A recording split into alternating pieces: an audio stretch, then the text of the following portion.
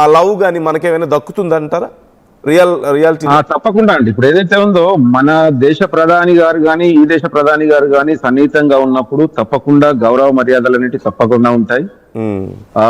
వీళ్ళు ఏంటంటే అందరినీ మేము ఒక వర్క్ చేస్తున్నప్పుడు కూడా, జాబ్ లో ఉన్నప్పుడు కూడా యాజ్ అ ఫ్రెండ్ గానే భావిస్తారు. మీరు ఒక జాబ్ చేస్తున్నారు, మేము కూడా జాబ్ చేస్తున్నాం అన్న విధానంగానే చూస్తారు. ఇక్కడ ఉన్న సిస్టమ్ వీళ్ళు నేర్చుకున్న కల్చర్ లో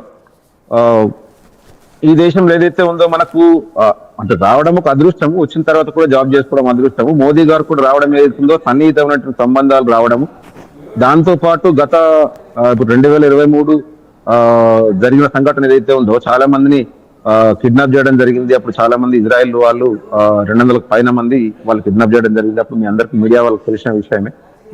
సో దాన్ని దృష్టిలో పెట్టుకుని వాళ్ళు అరబ్ వాళ్ళని క్యాన్సిల్ చేయడం జరిగింది. అరబ్ వాళ్ళు వచ్చి చాలా మంది కన్స్ట్రక్షన్ లో వర్క్ చేసేవాళ్ళు.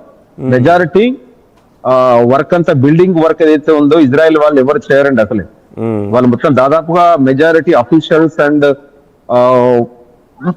వర్క్ చేస్తారు. దాదాపు నేను గమనించి చూసింది నా ఎక్స్పీరియన్స్ మీకు కన్స్ట్రక్షన్ ఫీల్డ్ లో అరబ్ వాళ్ళు వచ్చి చాలా వర్క్ చేసేవాళ్ళు. ఎక్కువగా ప్లంబింగ్ కానీ, ఎలక్ట్రీషియన్, మేస్త్రి కానీ ఈ రకరకాల సెక్షన్లలో బిల్డింగ్ సంబంధించినవి దాదాపు మెజారిటీ వాళ్ళే వచ్చేవారు. వాళ్ళని ఇప్పుడు ఆపేశారు కాబట్టి మనకు ఒక ఆపర్చునిటీ వచ్చింది ఏంటి అంటే శ్రీలంక వాళ్ళకి కానీ మన ఇండియా వాళ్ళకి కానీ మెజారిటీగా ఇప్పుడు కన్స్ట్రక్షన్ ఫీల్డ్ లో వచ్చే అవకాశాలు ఉన్నాయి. సో మోదీ గారు కూడా రావడం ఏదైతుందో గత మనకు 9 సంవత్సరాల క్రితం రావడం జరిగింది.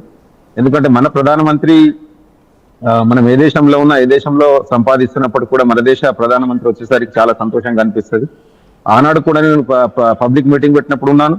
మొన్న పర్సనల్ మీటింగ్ గా ఒక దాదాపు మన ఇండియన్ కమ్యూనిటీతో ఒక 200 మందితో పెట్టినప్పుడు నేను కూడా ప్రముఖ పాత్ర పోషించడం జరిగింది. ఇండియన్ ఎంబసీ ద్వారా ప్రత్యేకించి అక్కడ మన కమ్యూనిటీ వాళ్ళని కానీ దానికి సంబంధించిన వాళ్ళని కానీ ఎక్కడ సెట్ చేయడం కానీ టైమ్స్ ఆఫ్ న్యూస్ కూడా ఇవ్వడం జరిగింది ఒక మెసేజ్ ని.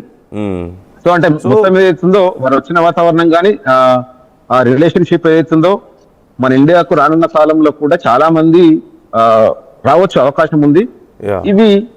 ఈ యుద్ధాలు ఏవైతుందో వస్తూ పోతూ ఉంటాయి, మనం భయపడాల్సిన పని లేదని చెప్పేసి ఇప్పుడు మీ ద్వారా నేను కొత్త వారికి చెప్పాల్సింది ఏంటంటే మన తెలుగు రాష్ట్రాలకు 2 తెలుగు రాష్ట్రాలకు కూడా చెప్ప విషయం ఏదంటున్నా, అమ్మ మీరు ఎవ్వరు కూడా భయపడకండి, మీ పిల్లలు ఇక్కడ క్షేమంగా ఉంటారు, ఎట్టి పరిస్థితుల్లో ఏం ప్రాబ్లం కాదు, 100% వాళ్ళు ఇచ్చినటువంటి ఇన్స్ట్రక్షన్స్ మీరు ఫాలో కండి, మీ పిల్లలకు చెప్పండి తప్పకుండా. ఎందుకంటే కొద్ది మంది నేను ఆల్రెడీ రీసెంట్లీ చాలా మందికి ఫోన్ చేస్తా ఉన్నాను, అది మేము పొద్దున పని ఉందని చెప్పేసి సౌండ్ వస్తుంది, మేము ఆల్రెడీ ఫోన్ స్కిప్ చేసి మ్యూట్ లో పెట్టి పడుకుంటున్నాం అని చెప్పేసి స్కిప్ చేస్తున్నారు. దయచేసి ఇప్పుడు మీరు మన ఇజ్రాయెల్లో ఉన్న వారు ఎవరైనా సరే, ఇండియాలో ఉన్న తెలుగు మిత్రులు ఎవరైనా సరే, దయచేసి మీ పిల్లలకు చెప్పండి, మందలించని చెప్పండి.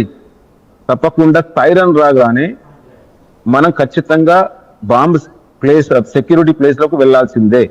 5 minutes మనకు టైం ఉంటుంది. ఎందుకంటే కొంచెం ఇబ్బంది అవుతుంది. మనం చిన్న కథ ఎన్నుకున్నాము ఒకసారి, నాన్న పులి అని చెప్పేసి ఆ పాప, అది మీకు ఐడియా ఉంటుండొచ్చు, జనాలందరికి ఐడియా ఉంటుంది సార్. అంటే ఎప్పుడు ఏ సమయం చెప్పలేమన్నట్టు, అంతే కదా. అరే మా పిల్లలకి అట్లనే నాన్న పులి అంటే పులి రాలేదు అని చెప్పేసి వదిలేసుకుంటే పులి వచ్చి ఎత్తుకపోయిన సందర్భం కూడా ఉంది. కాబట్టి ఎప్పుడు ఏ సందర్భంలో ఏ బిల్డింగ్ మీద ఫాదర్ తో అక్కడ గవర్నమెంట్ జోక్ చేయదు కదా పౌరులతో. సో రియలైజ్ చెప్తారు కదా వాళ్ళైతే. సో ఎనీవే, ఇప్పుడు intensity and frequency of danger ఏంటి, ఏదైనా చేంజ్ ఉందా?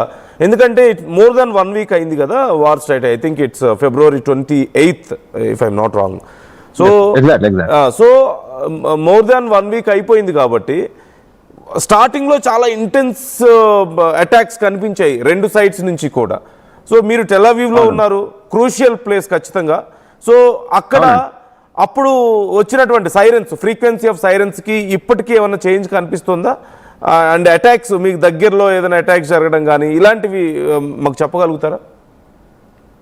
సార్ ఇప్పుడు ఏదైతుందో మాకు 28 అట్లా మాకు స్టార్ట్ అయినప్పటికీ ఆ ఒక్క ఫస్ట్ రోజు 2 రోజులు ఏదైతుందో మాకు ఎవ్రీ 1 hour ఒకసారి ప్రతిసారి అలారం రావడం, మేము వెంబటనే అలర్ట్ ప్లేస్ లోకి వెళ్ళిపోవడం, చాలా కొంచెం టెన్షన్ వాతావరణం. ఎందుకంటే వారి దగ్గర ఉన్నటువంటి ఇవాళ ద వరల్డ్, వారి దగ్గర లార్జెస్ట్ టెక్నాలజీ, తర్వాత బాంబ్ ఎక్విప్మెంట్స్ కానీ టెక్నాలజీ కానీ ఇరాన్ దగ్గర ఉంది, లేదని కాదు.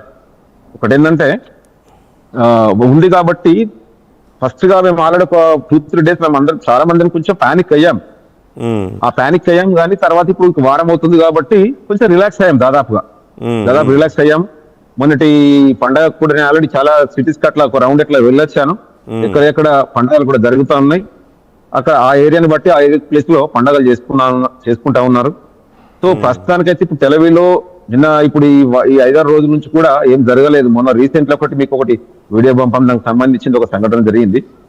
సో ఆ తర్వాత అంటే ఒక మళ్ళీ విషయం ఏంటి అంటే ఒక యుద్ధం జరిగినప్పుడు 5-10% ఎంత స్ట్రాంగ్ కంట్రీ అయినప్పటికి కూడా డ్యామేజ్ అవ్వడం సహజమే. కాబట్టి మాకు ఇది ఏంటంటే నథింగ్ అది అని చెప్పేసి అనిపిస్తుంది.